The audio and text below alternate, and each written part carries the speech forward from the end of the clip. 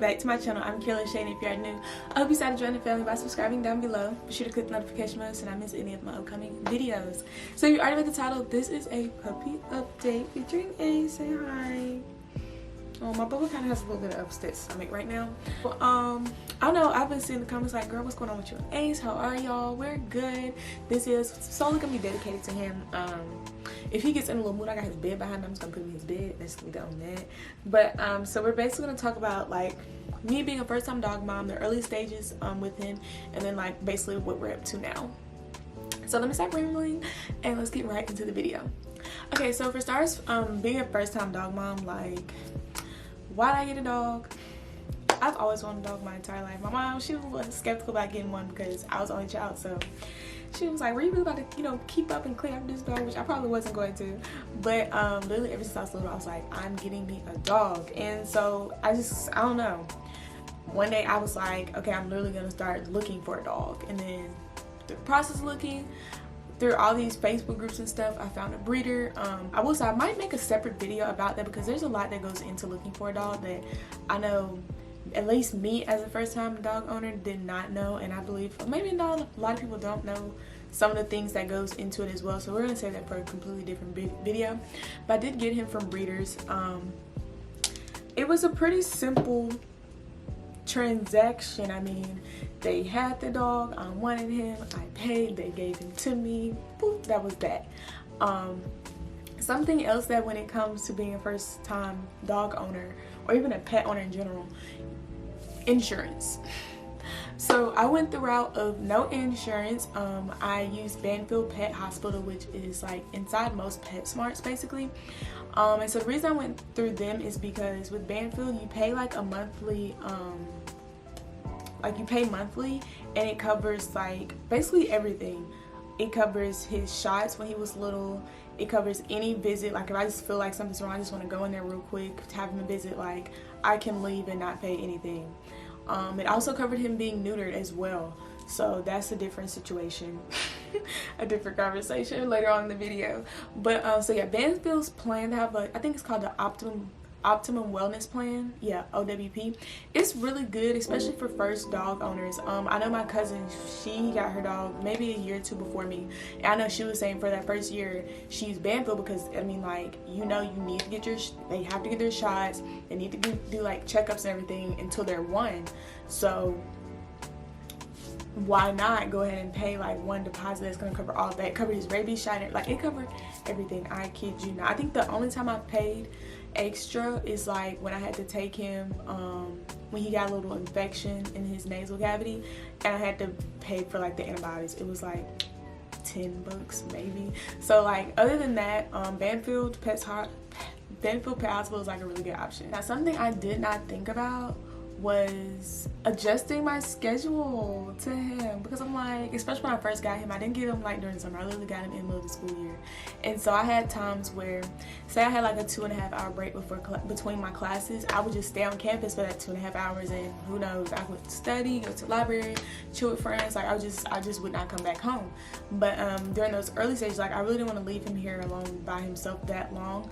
So between classes I would come home, check on him, need to use the bathroom, take him out, feed him, all the good stuff between classes. So it's also definitely an adjustment, especially for college students, because like I feel like people who are actually already in their career, you go to work, okay, you take a lunch, okay, then you're back at work. College students, it's kind of like you're back and forth all day anyways, going to classes, and especially if you also do have work, like girl, it's a lot.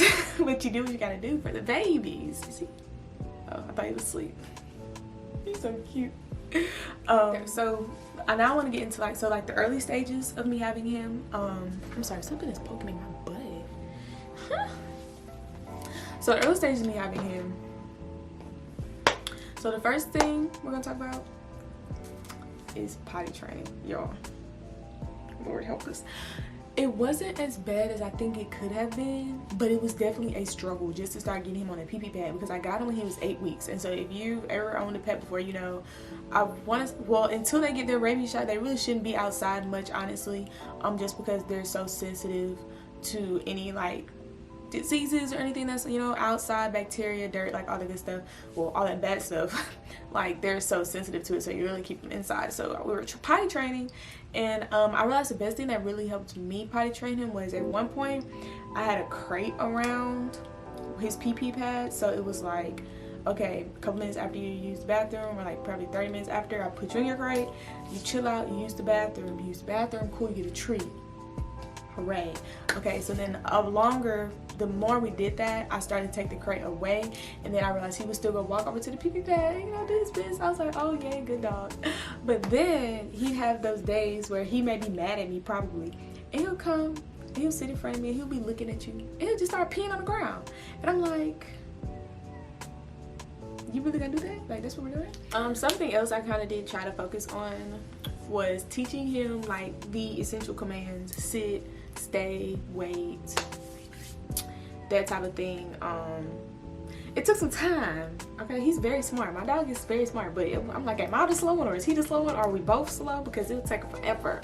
But I feel like after a while, once I started finally getting like the treats he actually liked, it got a little better. And that part really wasn't that hard. I guess I know, like, I be feeling bad because when he's around other dogs, they'll be like paw and shake and roll over and play dead, and I'm like, oh, I didn't teach him none of that. No, because when we started trying to do paw and stuff, I'm like, this taking too long. But I'm like, he's very obedient though, so I mean, as in like when I say home, he knows come to the door and sit. If I call his name, he be looking like, what's up, how can I help you? Or he might just come straight running to me. So he's very obedient. So I know, like, training him wise, it really wasn't that bad, but I feel like I trained him on things that I thought were essential. Now, something that I know, like, not everyone really agrees with, is very much like a personal opinion type thing when it comes to neutering. I did get him neutered. Now, hear me out, okay? Hear me out. This boy is nasty, okay? I didn't know, I don't know, I still don't really understand how dogs work when it comes to like hormones, and you know how like humans go through puberty, like when does dog puberty happen? But it was like as soon as he got his rabies shot and he was around other dogs, especially female dogs, he was always humping, and I'm like, my dog is not fixed, we need to stop this. I don't like, Ace, you're embarrassing me. So at Banfield, they have this thing where you start on one plan, which is like, you know, all the shots and everything, and then you upgrade to another plan that it covers the neutering.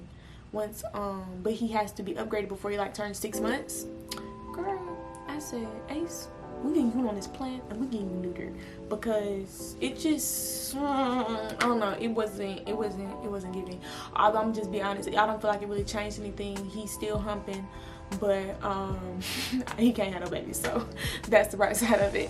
I know, like, I've heard getting them neutered like stops like the aggressiveness and like the need to like mark your territory. He doesn't really use the restroom at other people's houses, and he's not aggressive at all. So I'm like, those weren't really things I was trying to change. I was just trying to make sure he can't have no puppies, because I don't want to take care of no puppies. That was the main thing about that.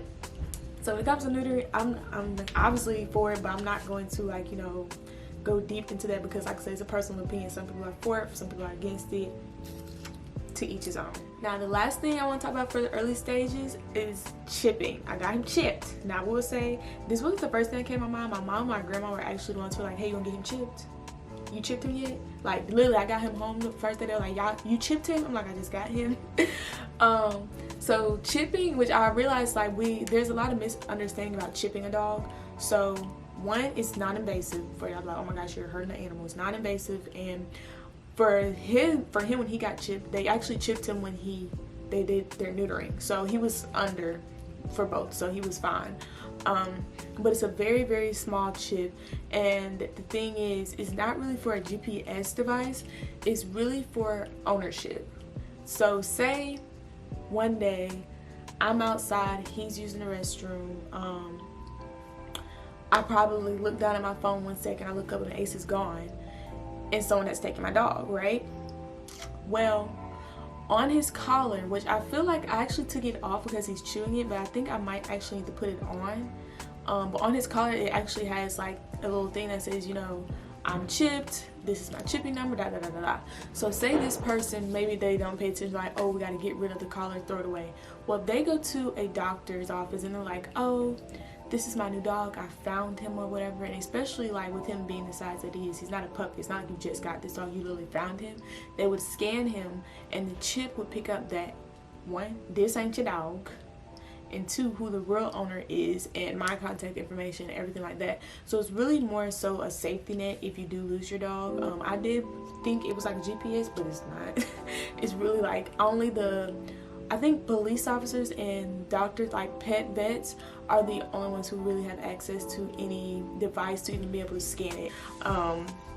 So yeah, I mean, I kind of recommend it, especially with like cute small dogs like this. Like, I watched a lot of videos on YouTube, probably too many before I got him, people trying to steal small dogs. Like, yeah, they cute, but dang, we paid for our dogs. Why would you try to steal them? Like, people are crazy out here. So just put that protective measure just in case, you know, God forbid that ever happens. But if it does, you are prepared. Now for the later stages in life with my little fur friend, my broke best friend. That's exactly what he is. He broke it, but he my best friend, okay? You get over there? I don't know why he's looking like that. So one thing I slowly started to realize was this boy's personality. Like, he is the most friendliest dog you will ever meet, which is like kind of, it's a curse. It can be a little curse, because he just runs to anybody. And then one day I was talking to my friend. I'm like, you know, if I'm laid out on the floor dying or something because like an intruder that came in, if this intruder got food, I'm dead. Like, dead, because he is a certified beggar. That's what I call him. Okay, he's a certified beggar. Do not, I did make the mistake and like start giving him a little bit of table food. Like, of course I would Google like what was okay, but the most he would get was like plain like tortilla chips, like a little fry, all the starches.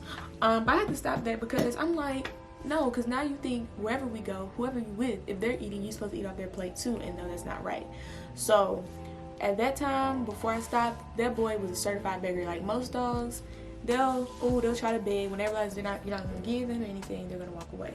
Ace is gonna sit there from the point where you go get your food, you come sit down at the table, start eating, finish it, and then put the plate in the trash. Okay, he's gonna be by your hip the entire process of your food digesting. Okay, I kid you not.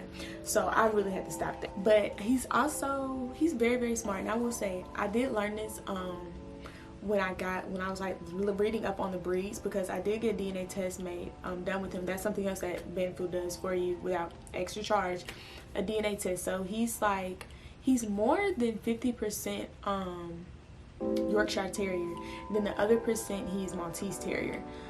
Them dogs is smart, okay? I kid you not. Like, when I be trying to give him his medicine and his food, it be all this food, and the medicine be like this small. It be a real small speck. And when he done eating that food, that small speck be the only thing left in that bowl, okay? Like, he is extremely smart. At one point, he was eating his kibble. So I was like, okay, let me just put some chicken in there, that'll make you want to eat the kibble. Well, all the chicken was gone and the kibble was left. So he's a very smart dog. That's definitely when it comes to choosing your breeds. I kind of knew I was getting myself to him too, because I definitely wanted a little dog. I definitely wanted a pet that was like energetic, friendly, you know, like to be active. I didn't think he was gonna be smarter than me though. That's the only thing. Like, they are already smarter than 5th grade. They're already smarter than your dog, because baby boy, the struggle be real. The struggle be real, dude. Now, one thing I will say when it comes to getting these small breed dogs, he got small man syndrome. This boy, he does not really like playing with small dogs for real. And I gotta admit, most of the dogs in my apartment complex are all big. So I feel like it's because he's used to like playing with big dogs, but he does not like playing with small dogs at all. And when he be playing with big dogs, he be barking. Like, I'm like, dude, you better chill out, because if they attack you, there's not much I can do.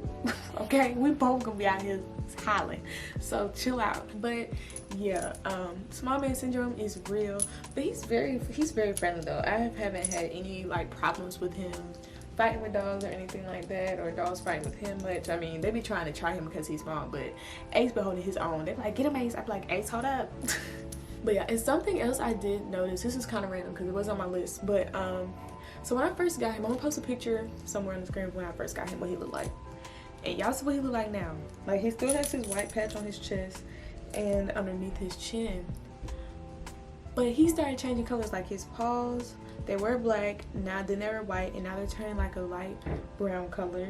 His face was pretty white, and now it's turning a brown color. So I definitely think he's going to be brown.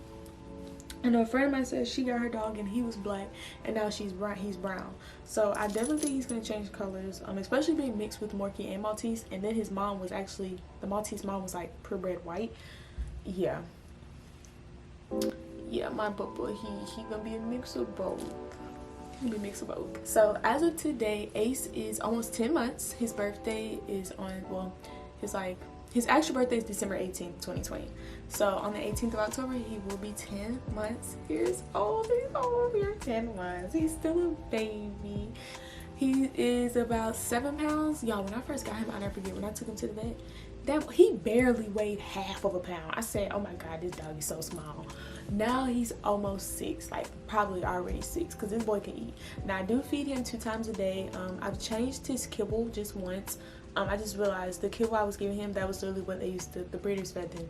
So I'm like, he's been eating it for so long, he was probably tired of it. So he eats the Neutro brand. I'll probably insert a picture of it and put it in the description box down below. He eats the Neutro puppy chicken and rice kibble.